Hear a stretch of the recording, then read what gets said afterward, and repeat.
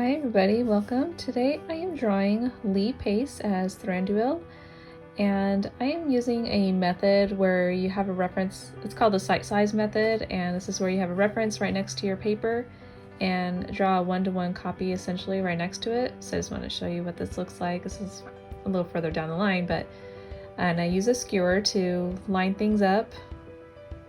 And yeah, it's a really good way to train your eye on how to draw what you see. But what I really want to talk about is the Hobbit movies. They have faced major criticism over the years, especially because of the comparison to Lord of the Rings films. And most criticisms are perfectly valid. These movies are clearly not as good as Lord of the Rings trilogy, but I do believe the good outweighs the bad. So I'm going to talk about that. First, there should not have been 3 films. But the way that Peter Jackson fills these movies, 2 would have been just fine, but 3 was way too much. And since they are also very long movies, they feel very bloated, especially the Battle of the Five Armies, which that one only covers like the last 30 pages of the book. The next thing I don't like about the movie is like the inclusion of like the character Alfred, which is the master of the lake town, his little minion guy. Like, I just find him so annoying. I just wish that character was never put in there. Also the love story, Tauriel and Keely, I don't feel like that was needed. For me, it felt a bit forced, like we just have to have a love story to appeal to, I don't know, someone. I just didn't feel like it was needed, but that's actually an opinion that's my own. I don't know if anyone else would agree with that. So another thing I don't really care about with this movie these movies in general, is the use of digital effects. It's not it's really hard to explain because I think they use practical effects a lot more in the Lord of the Rings original trilogy, and I believe they're used a lot more digital here, a lot of more CGI, and I don't know if it's gonna hurt it in the long run or help it. Like, there's a couple of things in Lord of the Rings movies that are not aging as well, but it's still holding up very, very well.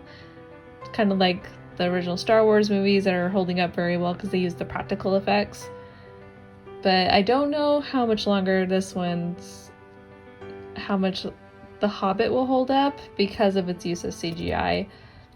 I mean, there are a couple of sequences that there are a lot of things that have improved because of the use of technology, but like other times I feel like there's too much disbelief because it's so digital looking, if that makes any sense.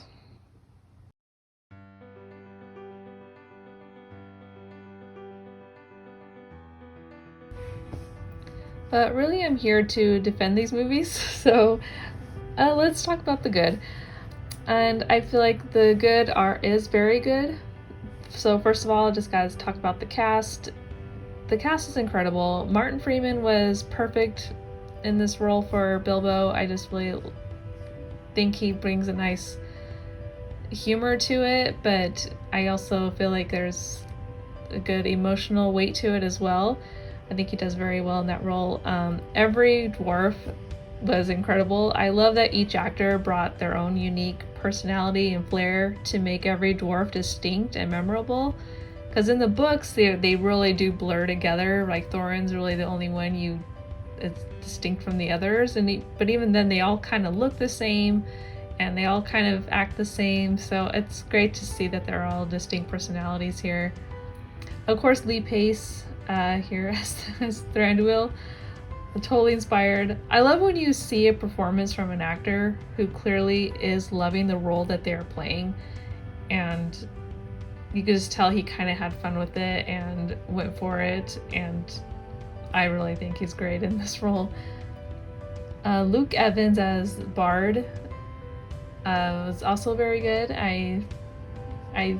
You really root for him from the moment you meet him. You really do root for him.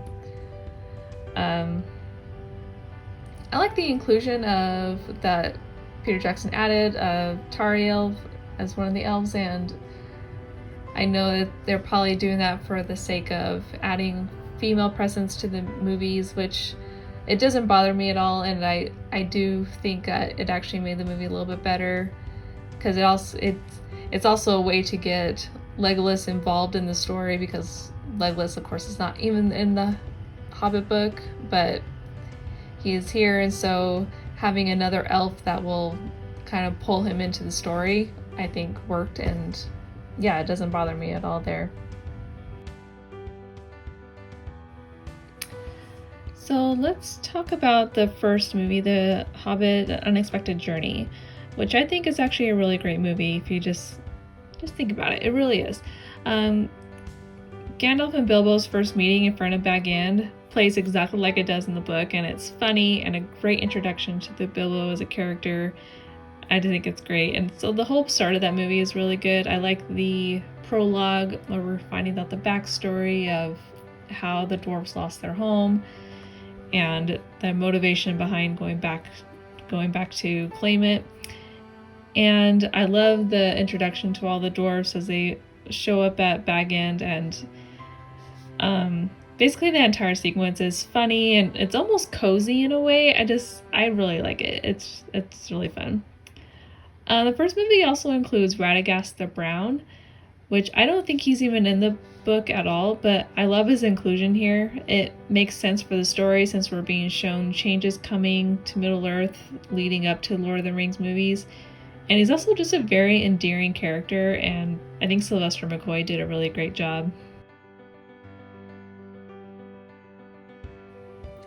Another good thing that came out of this first movie is we see what the rift between the elves and dwarves is really all about, especially when it comes to these particular characters. And I think that's really great in establishing why even Gimli would have this animosity towards Legolas in Lord of the Rings, and why them repairing that relationship is so great, because it started out so bad because they were each taught different sides of the story. And I think that's really fun to see, especially when they're in Rivendell. Their reaction to Rivendell in general is really fun to watch and see play out. The real highlight of Unexpected Journey is the Riddles in the Dark scene with Gollum and Bilbo getting the ring. I feel like that scene is really well done. It's really well written. It has this suspense and tension in it, and even though you know the outcome, it's very, very good. The riddles are fun to listen to, and I think this is where technology and special effects, the improvement of special effects, really helped here, because Gollum looks so great in this one. Like his face expressions are really, really good, and they look so very, very real. I just think the whole scene plays out really well, and I'm really happy with the way that one turned out. Something that added to the story was Azog the Defiler, or the White Orc. He creates tension and real conflict for Thorin, and having a big bad villain for a final fight is fitting for these movies. He also just looks really cool. I think he's a really cool looking orc, so yeah, I like the design of him.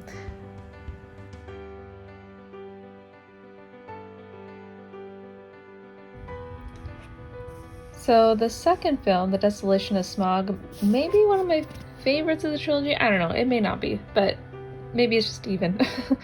A highlight is seeing the elves' home in the Woodland Realm and how their proximity in Mirkwood, the spider and the orcs, affect them very differently from the elves in a secluded Rivendell, where they're living very peacefully, where I feel like the ones that the elves living in Mirkwood are like in wartime constantly, and what does that do to them?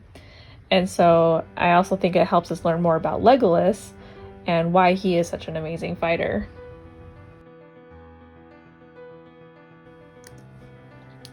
So Lake Town is well designed. It feels real and cold, and I don't know how Bard is raising such charming children in a place like that. I don't know. I'd hate to live there. But let's move on to what the real highlight of this movie is, which is the meeting of Smaug and when we finally get to Erebor.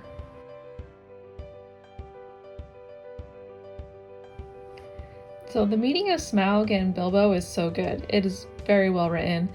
Benedict Cumberbatch's voice was a great choice. Martin Freeman plays this scene so well because you can see his fear the entire time, and Smaug just plays off of that fear, and it makes great tension.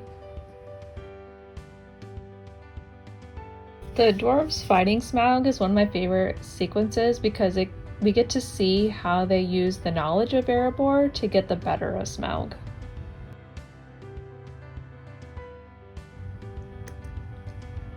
So Battle of the Five Armies, I don't really have a lot to defend on this one because, like I said, this one is the most bloated, and there's not a lot of sequences that I love in this movie. I pretty much just watch it. When I do rewatch this trilogy, I watch it because I want to finish the trilogy. I do like the ending. The ending's very beautifully done.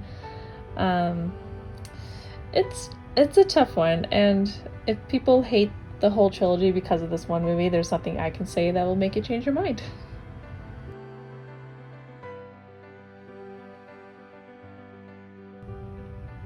The other things I love about this trilogy, again, the music. Howard Shore again knocked it out of the park like he did with Lord of the Rings. The music is beautiful.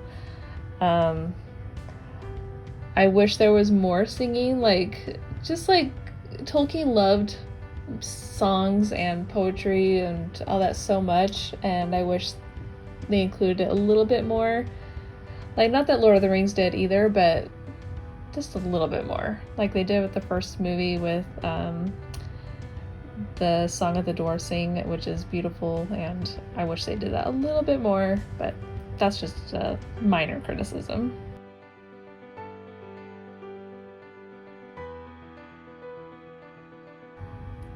I love seeing different areas of Middle-earth, like than what we did with Lord of the Rings trilogy. I like that everything's still very distinctly Middle-earth, but it's also new and different to see. I really do love the look of these films.